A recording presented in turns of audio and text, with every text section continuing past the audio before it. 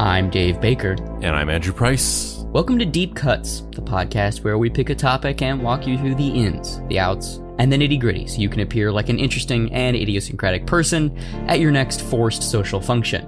Today's topic is... My Immortal. What is My Immortal? Think of it as the world's worst Harry Potter fan fiction. In fact, it's so bad that it spawned multiple urban legends about its creation, legions of devoted followers, and even a major book deal. The craziest part of all of this?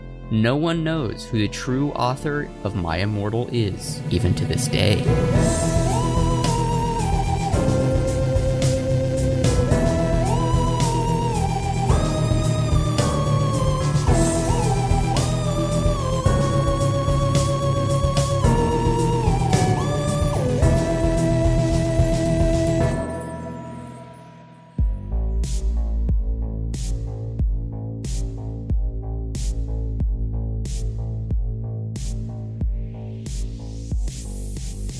Act 1, an endless vacuum of just Hot Topic logos. Since the rise of the internet, one thing has been apparent to everyone that's come within 10 feet of a computer. The World Wide Web has been a spawning ground for fandoms of all kinds. And as such, the great and powerful fanfiction world was born, right? Well, no, not exactly. Fanfiction actually dates back to the time of Shakespeare. In fact, the plots for Othello, Romeo and Juliet, and Much Ado About Nothing are actually considered to be stolen whole cloth from plays that were produced during the day. Before copyright protections became a thing, many iconic stories were just literally taken and republished almost entirely. Specifically, Dracula was taken and published as Powers of Darkness in Iceland and Sweden. Sure, changes were made here and there, but it's literally Dracula, like down to the diary entries from Jonathan Harker and appearances of a character named Mina. Like, it's just Dracula. It was even serialized in the Reykjavik newspaper. Fjallkonan didn't give a fuck about copyright infringement because from January 13th, 1900 to March 20th, 1901, they published Powers of Darkness. All art is a remix. We're here to deliver the spooky vibes with the Dracula man in the bloods. No, you don't understand. Dracula was like this. Dun dun dun dun dun dun dun dun dun dun dun dun dun. And our version was like this. Dun dun dun dun dun dun dun dun dun dun dun dun dun. See, it's that little difference. Is that little difference? You see, Powers of Darkness is very different from Dracula because the Swedish Suge Knight, do not dangle me over this window. Oh God, Swedish Mafia, please don't break my legs. Not to be confused with one-hit wonder techno band Swedish House Mafia, which was popular in early 2010s. The actual Swedish Mafia. Yeah, but regardless, this fucking Reykjavik newspaper, they just were like, yeah, Dracula's cool, fuck it. And they just republished it with the names of the characters changed, and that's about it. And some of the names of the characters weren't even changed. Sherlock Holmes, Alice in Wonderland, and the many works of H.G. Wells all got sequels, remakes, and republishes, and bootlegs. The key distinction here being that these works were all remade with the objective of, well, making a quick dollar. They're not pure expressions of fandom based in love. And honestly, they wouldn't have been until Star Trek. Yeah, that's right. It all comes back to Star Trek. Please buy Star Trek Seven's Reckoning on sale now, wherever comics are sold. By me, Davey Bakes, AA, Angel Hernandez, IDW, CBS, all of us partying. You should go buy it. I wrote a Star Trek comic. This is not a joke. I wrote a Star Trek comic. Go buy it, please. The modern version of fanfiction stems directly from the hunger that Star Trek fans had for more Star Trek stories. But after the show's premature cancellation, after the third season, no new Star Trek stories, until the movies in the late 70s, were even on the horizon to be produced. The first Star Trek fanzine, Spockanalia, featured fanfiction, and is widely pointed to as the fanfiction that launched 1,000 imitators. Before anyone knew what was happening, the science fiction convention scene was awash in, you guessed it, fan fiction. Unlike many aspects of the early days of fandom in the late 1930s through the mid-1970s, almost all fanfic authors were women. Like by 1973, basically 90% of them were women. That's actually really interesting that, I'm sure this isn't the sole motivation for the entirety of fan fiction or the popularity of it or just that community. But it's interesting that a lot of fan fiction is sort of birthed out of lack of representation in popular media. Like tons of fan fiction is made specifically because it's like, oh, there aren't any gay characters in these shows. There aren't any like central female figures that aren't like love interests or whatever. And so people just are like, oh, I'm just going to write it. Then I'm going to make that story. I want to create, I like this universe. And I'm going to create this story that represents those things that I want to see in these stories, which is understandable and makes a lot of sense. But I just find it very fascinating that, at least from what I've seen, like it's like this huge community that specifically only exists because of this thing that shouldn't be happening, which is this like historical lack of representation in popular media. Yeah, absolutely. And I think also specifically a lot of that, I think the root emotion from that is lack of catharsis, because an emotional catharsis. And I think it can stem from that root emotion into representation, or it can stem just from wanting relationships to be fulfilled, whatever that means. You know, that's kind of why you have the shipping phenomenon of two heterosexual characters that are close friends in various franchises in fan fiction being paired together as romantic partners, and the fan fiction focusing on the 9 times out of 10 the domesticity and the happily ever after nature of those characters' relationships, specifically with early Star Trek fiction. Obviously, it was people really wanted to see, or there was a very vocal contingent of the Star Wars fandom that wanted Kirk and Spock's friendship to become more than friendship. They wanted to be romantic. And I think that's a pretty interesting and transgressive idea for the mid 1960s,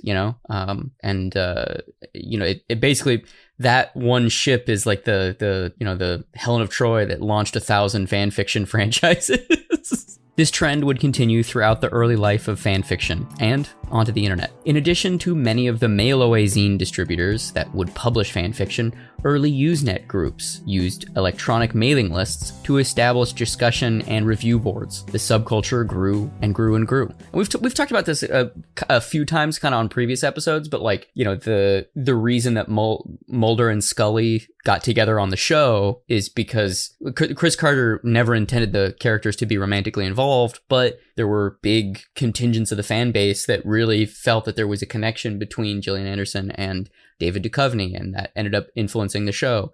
The same thing happened recently on Supernatural. Same thing happened on Adventure Time. Same thing happened on Legend of Korra. It's almost kind of a, I don't want to say a tradition, but it's the way we consume stories has now been fundamentally altered by the presence of the internet and by the vocal outpouring of fan suggestions, sometimes in a negative way, where you get, multimedia conglomerates capitulating to vocal minorities of white supremacists and, pushing characters of color to the side to showcase the, in air quotes, less controversial characters, meaning the white characters. Or you get, cases like I was just mentioning where there's characters who weren't intended to be couples who then over the course of the show, the organic process of telling a story and also the fan base reaction to those characters, cause the creators to be like, oh yeah, this actually makes a lot of sense. This is really cool. Let's put these characters together. And it gives the audience an interesting sense of catharsis, which I don't think really happened prior to this kind of almost like fandom 3.0. Yeah. Well, I mean, it's because of I think it's because of just the subtle shift in the democratization of voice, where, even if somebody sent in fan mail to Chris Carter or any show creator or showrunner for any show, and even if they directly read it, not that they just ignored it and never got it because it was just one in a million pieces of fan mail, but if they even opened the fan mail and read it, it's still just kind of like, oh, this is fan mail. The dynamic of it is very different. But with the internet comes this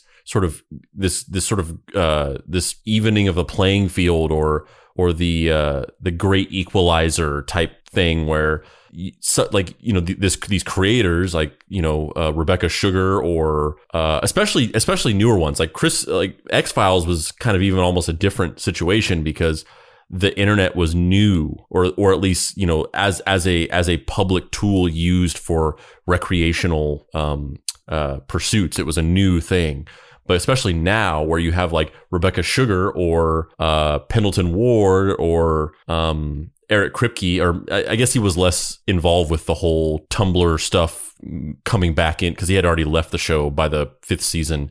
I don't think he was really involved with that stuff, but the showrunners and the creators of these shows who have sort of grown up as also internet users, just like us. They've like Rebecca Sugar, she was really into writing Invader Zim fan fiction when she was younger, and the character Peridot in Steven Universe is like based on her female Invader Zim fan fiction that she wrote. So you have these people that have grown up in this ecosystem, and then they're on the same platform. So like they have Twitter pages, they have Tumblr pages, and then they have these other people who are saying these things that are making this suggestion. And like I said previously, the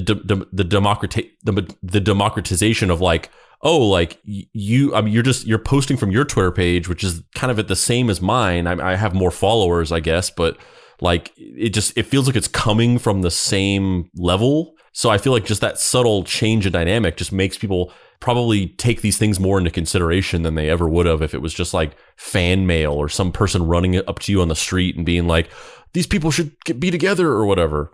And that's really fascinating that just that shift in the communication style has also contributed to these things being incorporated, the feedback loop of how fans make suggestions and it actually gets incorporated into shows now.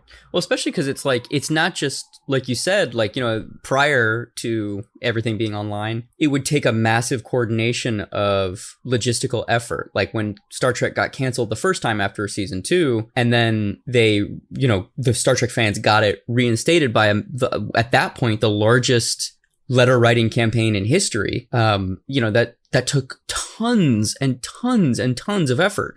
Whereas now, similar type of fan vocalization happens regularly. Like, I would be curious to see the numbers, but I bet you when there's, I don't personally care about this, but when the Snyder Cut thing was at its height, I bet you they had 10 times the amount of people tweeting and talking about the Snyder Cut that Save Star Trek had in, 60 whatever when it was canceled the first time. And so those numbers, and it's also just so much more concrete when you look at like insert celebrity here tweets, I really want to see the David Ayer cut of Suicide Squad. And it has 250,000 retweets as a, purse strings holder at one of these giant companies. You're like, 250,000 people all smashed that retweet button. Yes, I will give you X number of dollars to make this thing that isn't going to be that expensive, that will get us a lot of eyes on our new streaming platform and will help our subscriber numbers and will make my bosses happy at me. You know what I mean? Like it's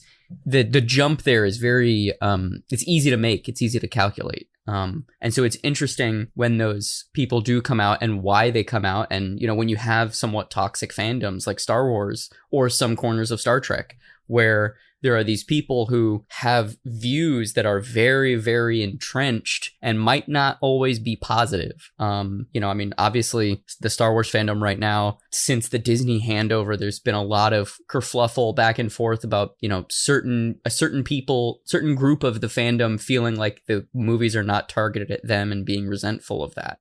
By 1998, the site fanfiction.net had been started. It quickly became the hub for everything fanfic, and still is to this day, which quite frankly is a shocking statistic. What site from 1998 is still around? The Space Jam website. Is it really? Yeah. I think you're lying to me right now. I don't think it's still around. What is it? Spacejam.net? Spacejam.com? Just wait a second. Just wait a fucking second. Wow.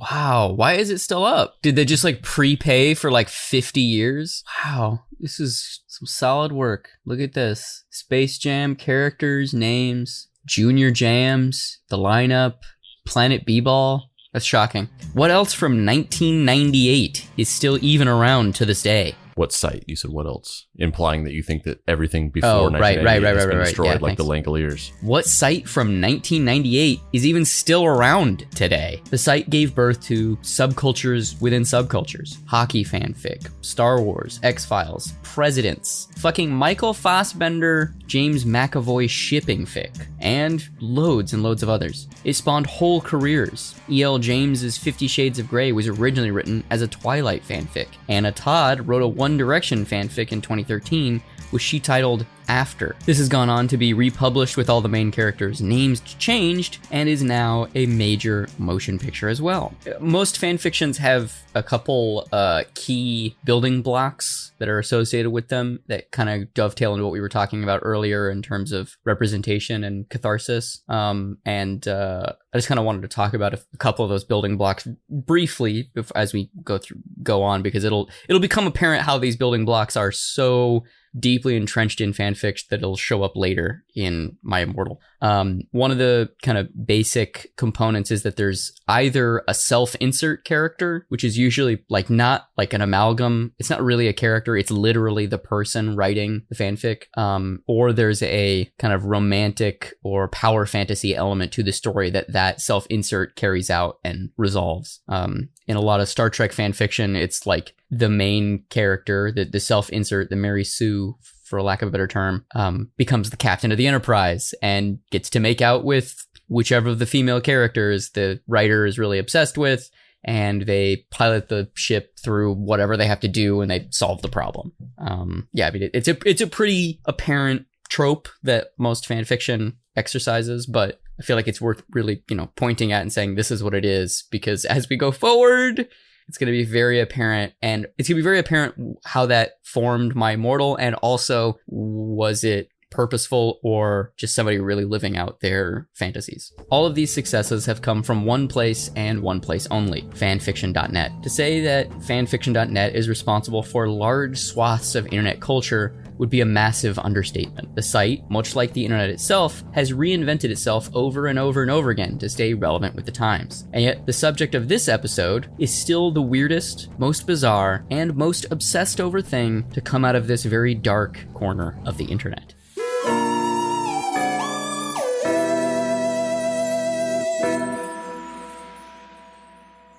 Thanks for listening to this episode. You should definitely go like the Facebook page for the Deep Cuts Pod, because we do lots of cool video content on there that you'll be sure to like. Also, please join our Facebook group. That's Deep Cuts Podcast on Facebook and the Deep Cuts Podcast Facebook group. Also follow us on Instagram at Deep Cuts Pod.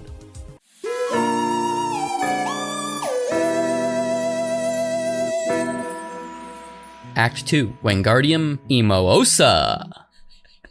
My Immortal is a Harry Potter fanfiction that was posted on fanfiction.net starting in 2006 and running until 2007. If you didn't know, My Immortal, just to get this out of the way, is the title of an Evanescence song. When you dream, I wipe away all of your tears. When you cry, I wipe away all of your tears. When you dream, I wash away all of your fears. I don't even really need to see this music now. I just was enjoying the being serenaded. I don't remember I blanking on the lyrics. And through all of these years, are you still so epic, and by epic I mean not my bag. I just have distinctive memories of early 2000s pre-YouTube videos on MySpace, where it's like just low res words in like all these crazy overly stylized fonts saying all these really emo things about like being lost in the depths of sadness and all these things while this music plays in the background, and just that video getting passed around like a chain letter on MySpace. Yeah, a bunch of my friends in high school had this song as their, maybe it was before high school. I think it might have been before high school. I'm not sure when it was, but a bunch of my friends had this song as their MySpace like opening page song, where you like open your friend's page and it just auto plays. Yeah. That song is no, wake me up, I can't wake up, wake me up, save me. Yeah. Mm-hmm. So if you're wondering, My Immortal was written by someone with the username. Andrew, you wanna tell us what their username was? Well, I believe in the common parlance of Leet speak, it is XXX Bloody Wrist 666 XXX. I just need to drill down into this and say, Andrew, how is wrist spelled? Well, there ain't a W in it. I'll tell you that much. XXX Bloody Wrist 666 XXX. Fucking hell yeah. Whoever made this screen username. I want to be best fucking friends with you. I mean, that shit is dope. There is something aesthetically pleasing about the word, like bloody wrist as one word without the W. There's something aesthetically pleasing. Like that would be the name of a late 90s, slightly gothier nu metal band. I'm into it, man. I'm into it. I hope there's rap rock and breakdowns and like a drummer that like has like 17 foot pedals and you're not even really sure what they all do. It's the octopus from The Evil Within. Yeah. Playing drums exactly. In a nu metal band.